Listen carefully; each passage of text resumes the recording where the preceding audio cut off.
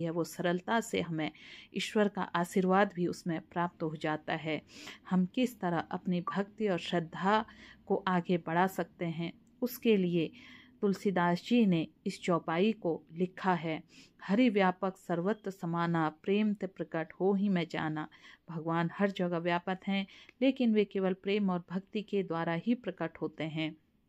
उन्होंने इस चौपाई के माध्यम से हम जीवन में अगर बहुत परेशान हो जाते हैं तो किस तरह हम अपने जीवन को सच्ची भक्ति और प्रेम में अगर समर्पित कर दें, धर्म और आध्यात्म की तरफ लगा दें, तो हमें जीवन में एक मानसिक शांति तो प्राप्त होती ही है, साथ में हमें एक आध्यात्म का सहारा भी मिलता है।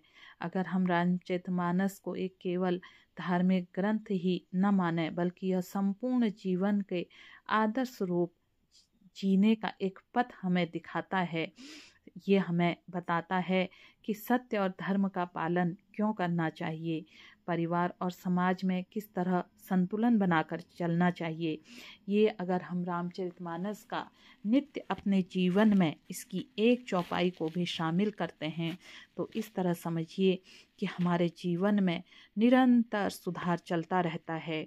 नारी सम्मान की जो इसमें बात गढ़ी गई है, किस तरह भगवान राम अपनी पत्नी के लिए युद्ध करा था, किस तरह वह अपनी पत्नी को लेने गए और उन्होंने अपने जो भी रास्ते में जितने लोग भी मिले उन्हें किस तरह से एक सही रास्ते पर चलकर अपनी लड़ाई लड़ी थी। अगर हम इसमें गुरु शिक्षा के महत्व की बात करें तो गुरु की निंदा करना भी जीवन में एक पाप है। जिस गुरु से हम शिक्षा लेते हैं उस गुरु का अगर हम सम्मान करते हैं तो उनकी शिक्षा हमारे जीवन में बहुत असर डालती है। कर्मयोग और भक्ति का समन्वय तुलसीदास जी ने बड़े सुंदर ढंग से बताया है।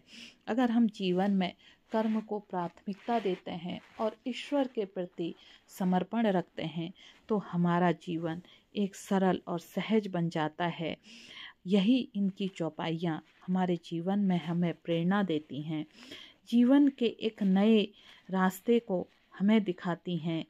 मैं ये तो नहीं कहती आप लोगों से कि हमें जीवन में क्या करना क्या नहीं करना, इस कलयुग में बहुत ही मुश्किल है सही रास्ते पर चलना।